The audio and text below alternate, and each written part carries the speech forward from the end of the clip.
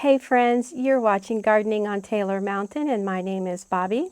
I thought I'd like to give you a little tour of the back of our house, the shrubs, the perennials, the annuals on the back of our house. When I initially planted all the base shrubs, the foundation shrubs, my thought was all of them were going to be used for cutting in some form or another, fresh cuts, dried flowers, and things like that.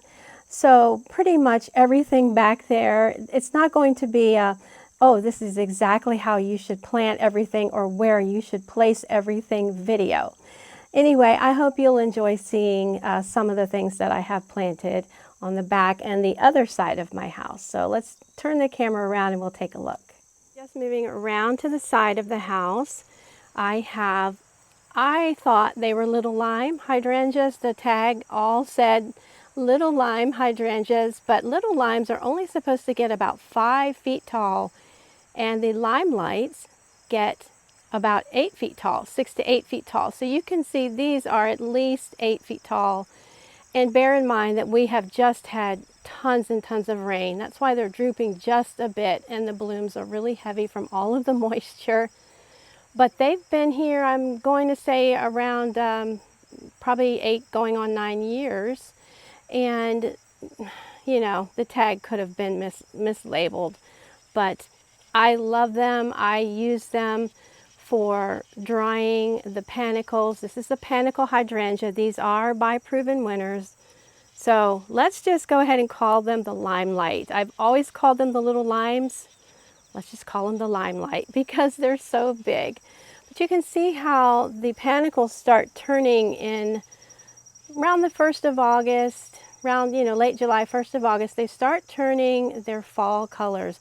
When a panicle is like that, when the bloom is like that, you see the buds, really it will not hold up very well in the vase. It will wilt pretty quickly. You can bring them in for a few days if you want the white blooms. But it does much better when they're bloomed out. And then if you want to dry them, I'd even need to wait just a little bit longer to cut some of these and to dry them. When they start getting a little bit more papery feeling, they turn more of their fall and autumn colors, that's the best time to dry them. And I like to dry them with the evaporation method. And that means you just put them in a vase with a couple of inches of water and let the water evaporate. By the time the water evaporates, they're pretty well dried. And so they'll last you for a long time, several years. I do have a couple other videos in my video catalog here on YouTube about drying, and I will link them below, about drying the hydrangeas. You can see they're just so large, so beautiful. The Panicle hydrangeas do bloom on new wood. So I prune these back, believe it or not, by about 1/3 when I start seeing the green buds emerging in the spring. And then I fertilize them with some rose tone around the drip line of the shrub when I first see the green start emerging. And that's the only time I fertilize them. So this little bed here is the bed we put together. My husband built this. Hi, Butter. My husband built this out of some cedar rails that were used here on the farm. In the springtime, this bed is so lovely. That's a hardy geranium, and I cut it back, and like 2 days, it started growing some more foliage back again, so I may get a couple more blooms. But you can see these are spring perennials. They're on their way out. There's a woodland phlox right there that blooms really early, and this is a pincushion scabiosa, the perennial type. But you can see how much rain we've had. They just don't like it.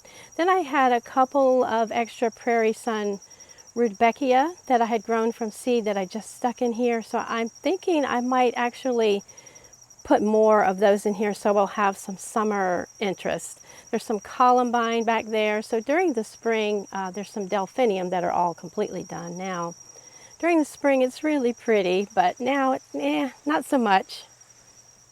And then as we move around to the back, you can see the hydrangeas again. You can see how full they are. I mean, look at that. Oh, hi. We keep getting butterflies flying in front of the camera. This is a mini mauvette smooth hydrangea. It gets totally covered up during the time of the year when the Panicle hydrangeas are growing, but very pretty. Gets a real pretty rose colored, mauve colored bloom in the, let's say what, June and July. And then it starts, the color only lasts for a couple of weeks on those, and then it starts turning their green antique color. But that is a smooth arborescence hydrangea, and it blooms on new wood. So I do use those, some in arrangements and things like that. And then I just stuck a lot of salvia. This year I just went really wild on the salvia because I was really wanting to attract more and more butterflies, hummingbirds, and it has done the job. There is a Heuchera completely covered up by everything. Some more Prairie Sun Rudbeckia, and all the white that you're seeing there on the Prairie Sun is just shedding from the hydrangeas. So I think the Prairie Sun is my favorite Rudbeckia now. I have grown Heuchera, Cherry Brandy from seed, but this Prairie Sun Rudbeckia, the blooms just last forever, and I'm really loving it. So I'm going to continue with that. There's another Heuchera. So as I said in the intro, you can see that, you know, this is not a fancy, well-placed, well-situated situation of shrubs and perennials and things. It's just kind of, oh yeah, I'll extend this bed out a little more and I'll plant this here. As you can see here with this Mexican bush sage, that's what happened. When I learned about the blooms on the Mexican bush sage, and you can see it right here starting. Now they don't start blooming out until later in the season, and then the blooms will start getting very long, very big, and I am going to dry them. When I learned about the beauty of the Mexican bush sage, I said, oh, I have to have some. So that's actually just 3 plants in there, and it has taken over. There is a hedge of this garden sage underneath the Mexican bush sage, totally wrongly placed, but it's still under there. So I'm going to take that out and put it over in the side garden because the garden sage will perennialize for me here in my zone 6B. The Mexican bush sage will not. I believe the Mexican bush sage is zone maybe something like an 8 through 11 or something like that. So it won't perennialize for me, but it's strictly here to be used for drying the blooms. So it's kind of my baby. I had someone come look the other day for flowers for a wedding, and I said, I'm sorry, but I can't share any of this Mexican bush sage.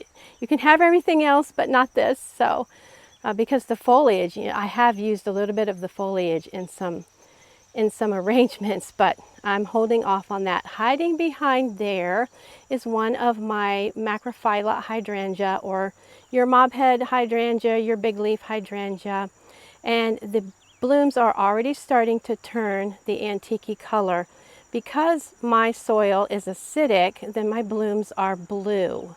Just walked back over here for a minute to catch this swallowtail. Back here to my Macrophylla hydrangeas.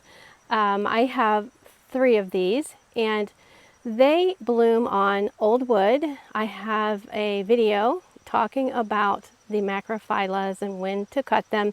They start setting their buds starting about late August through about October. They start setting their buds for the following year. So you do not want to prune your Macrophylla hydrangeas you know, after late August. Don't prune on them. I will go in and go ahead and get a lot of these blooms to dry, and it's fine to do that. But I don't cut very far down into my shrub. If I wanted to get the blooms to dry, say earlier, and wanted really long stems, I would have to do that like in July, because otherwise I would be cutting off my buds for the following year. So I'm very careful about how far and deep I go down into the Macrophyllas. And then this is just a container, let me back up here, a container of annuals that I grew from seed. I'm in the process of buying larger clay containers.